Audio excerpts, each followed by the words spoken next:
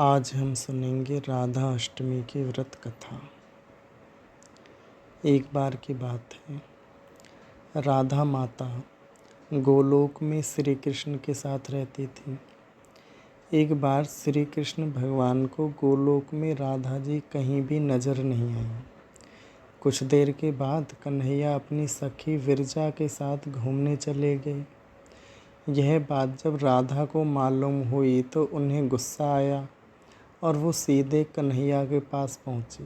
वहाँ पहुंचकर उन्होंने श्री कृष्ण को काफ़ी भला बुरा कहा। राधा रानी का यह रवैया भगवान श्री कृष्ण के प्यारे मित्र सुदामा जी को बिल्कुल अच्छा नहीं लगा। सुदामा ने उसी वक्त बिना कुछ सोचे समझे राधा रानी को पृथ्वी पर जन्म लेने का श्राप दे दिया। राधा को इतने गुस्से में देखकर कृष्ण भगवान की सखी विरजा भी नदी के रूप में वहाँ से बह चली। राधा ने सुदामा से श्राप पाने के बाद उन्हें राक्षस कुल में पैदा होने का श्राप दिया। राधा जी द्वारा दिए गए श्राप की वजह से सुदामा का जन्म शंखचूड़ दानव के रूप में हुआ।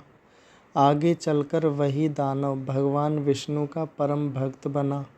दूसरी तरफ राधा रानी ने पृथ्वी पर विश्वानु के घर पुत्री के रूप में जन्म लिया। राधा रानी का जन्म वृषभानु के घर तो हुआ, लेकिन उनकी पत्नी देवी कीर्ति के गर्भ से नहीं। दरअसल जिस समय राधा मैया और सुदामा ने एक दूसरे को श्राप दिया था, तभी भगवान श्री कृष्ण ने कहा था कि राधा आपको वृषभानु की और देवी कीर्ति की पुत्री बनकर पृथ्वी पर रहना होगा। मनुष्य के अवतार में आपका एक वैश्य से विवाह होगा, जो मेरे अंश अवतारों में से ही एक होगा। इस तरह आप पृथ्वी पर भी मेरी ही बनकर रहेंगी, परंतु हम दोनों को बिछड़ने का दुख सहना होगा। इसके बाद श्री कृष्ण भगवान ने राधा जी को मनुष्य योनि के रूप में जन्म लेने की तैयारी करने के लिए कहा। संसार के सामने वृषभानु जी पत्नी गर्भवती हुई। जिस तरह एक बच्चा दुनिया में आता है, ठीक वैसे ही देवी कीर्ति का भी प्रसव हुआ, लेकिन असल में राधा माता के जन्म देवी कीर्ति के गर्भ से नहीं हुआ। भगवान की माया से उनके गर्भ में वायु भर गई थी। देवी कीर्ति ने उसी वायु को जन्म दिया। इस दौरान उन्हें प्रसव जैसी पीड़ा भी हुई।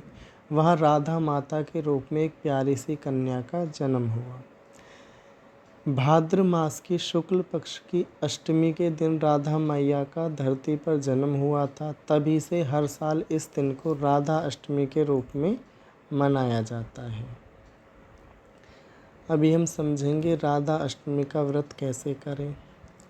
राधा अष्टमी व्रत के दिन सुबह जल्दी उठकर स्नान करें, स्वच्छ कपड़े पहनें, घर की साफ सफाई करें, राधा जी के सामने व्रत का संकल्प लें, दिन भर उपवास रखें, फल और पानी आदि का सेवन करें, राधा जी की पूजा करें, उनके आगे दीपक जलाएं और विशेष भोग अर्पित करें, राधा जी के भजन गाएं, राधा सहस्त्र नाम का उस दिन गान करें, कीर्तन में भाग लें,